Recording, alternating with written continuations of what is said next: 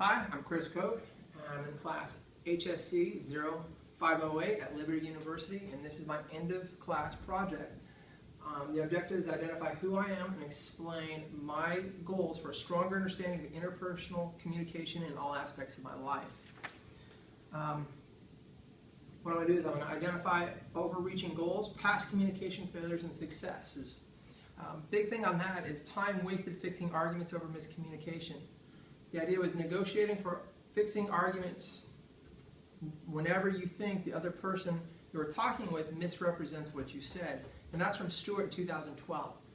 Idea on that is how many conversations and how many debates have at some point in that debate, that's not what I intended to say, or that was not my intention. One deal that has been brought into this class is looking and going through the communication early and making sure both parties are on the same page at all times, asking questions, going into more details, and making sure there is no miscommunication as early as possible.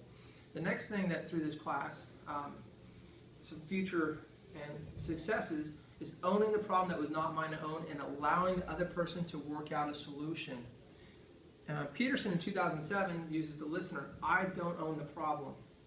Idea, and I use this in my life at home and as well as at work, is giving the people I'm working with the ideas that I can give them and letting them come up with a solution. How could you fix that? How can you identify where you are heading in life and what chances and choices do you have to change that? Because that way they can take it internally and take their own actions and see the different outcomes. That way they're owning their problem and their solutions at the same time with whatever tools they have in their toolbox. Present communication failures, missed opportunities. Much is communicated that isn't verbalized, and that's Burley and Allen, 1995. How many people would have a conversation with me if they saw this? Or as I'm talking, I turn around. That's the nonverbals. That's the way we lose people in communication, by not giving them our all. If I'm going to talk to a person, I'm going to look at them. I'm going to have natural hand movements. I'm going to maybe move back and forth to make sure I engage with them. The next thing is something that Peterson in 2007 talked about, was the courtroom culture. Where did you go tonight? Where did you go for lunch? How much did you spend? The accusations. I'm not having a conversation even though I'm trying to disguise it as a question. What I'm doing is accusing, and I'm making a non-trusting conversation base. When two people become adversaries, they attack each other. As we've all learned, a good defense is a great offense. We don't want that. If you want to have a communication, you want to be attacking each other. You want to move forward together. Present communication successes, students passing, family moving the same direction together. My job is to try and get as many of my students as possible to the next level, and my family. And right now, present communication successes, I've got a 12-year-old. There's a lot of opportunity for us to have miscommunications with her. What I see and what she sees are completely different. Future communication goals personally: build stronger communication flow for family and coworkers. Decoded messages by checking translation with the talker. That's Peterson 2007. Make sure what I am saying is equal to what they are hearing. That seems to be the bond through all of this class, is make sure that information being laid out is exactly what the other person's hearing. If that is not there, you're going to have a miscommunication. You're going to spend time and energy trying to get back onto the same page. Professionally, I want to gain a strong foothold in my community, influence others, and it opens lines of communication. What I'm looking for there is professionally to take what I learned now and evolve it, because in the job I do, I've got people that I'm going to train to go run an airplane, and they have to have open, strong lines of community influences all over the world. We are the ambassadors, so they have to understand how communication that we work with today can influence what will happen later on in their lives. How did I get here? 15 years of fast food. 15 years of working at a pizza place in San Jose, California with hungry, cranky people. Questions, communications. I'm sorry I burnt your pizza. Didn't mean to drop your pizza. Why? We didn't have your pizza. By doing that, one of the biggest things that was brought up was when ask a question, ask a question. How can I help you? What would you like tonight? Well, what do you have? Well, what would you like?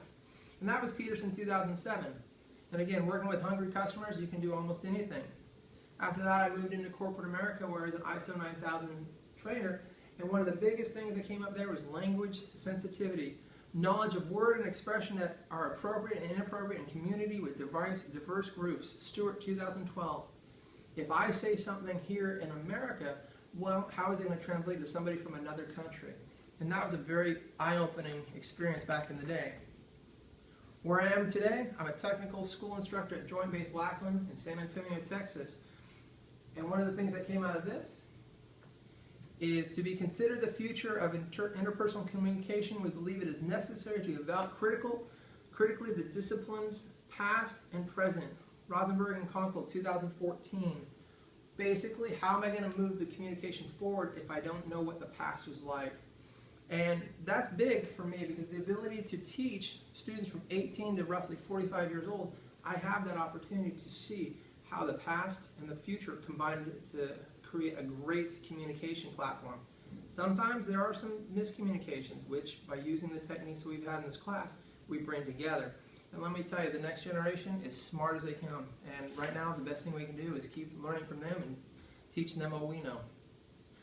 People fit better together in life when they are understood and comfortable. And that was from our personality evaluation at the very beginning of the class. Eye-opening. If you know how people work, it's amazing how you can help identify what they're doing. One of the things that also comes up is generational bias. I've kind of addressed that already. The older generation thinks the new generation is lazy, this and that, but it's funny because the older generation was told the same things when we were growing up. So we're going to try and work to accept each generation's faults as well as their strengths. Stereotyping. In the Air Force, the amazing thing is we can't stereotype because I have everybody and everything under the sun that comes through my doors, and they're all incredible in their own right. So we adapt and we communicate accordingly. Education. Gaining from education and sharing with others in a formal and informal form allows somebody who might bring education to the table to explain and teach and open a line of communication, as well as somebody who doesn't can teach what they have in real world knowledge, because knowledge is knowledge. It doesn't matter if you get it from a book or how you worked at a job. Next. Internal. Some of the things that are problems in noise pollution. Internal, the faker. They're acting as if they're listening, but they end up lost. See this in my classes a lot. Somebody, yep, I got it. They're not listening, they're daydreaming. We bring them back around by opening up lines of communication. We ask questions. That brings them back into the fold. The interpreter, they think if they don't do something right now, it will be lost forever. That's the person that's interrupting. Hey, I got a question. But their question is not valid, but they're just trying to talk. The self-conscious listener who is worried about how they are listening. Are they watching me? How am I looking? That person's not listening because they're too worried about what they're looking like. External problems that provide noise problems are how other people are listening. The room temperature. Where I work now, we can go from a normal room to close to 100 degrees at times, depending on our air conditioning unit. Clock watching, which is this guy. What's he doing? He's not paying attention. We got to fix that. External, time of day, after lunch, room temperature, clock watching. Action plan for me. I'm going to introduce the talker-listener card. What I'm going to do is have the card, if not physically, but the idea. When one person talks, the other person listens. Nonverbal communication, I'm going to work on that as well. Clarify miscommunications. I'm going to make sure that miscommunications are identified as early as possible so that the information is the same for both the active listener and the speaker. And understand the 4 basic personality types.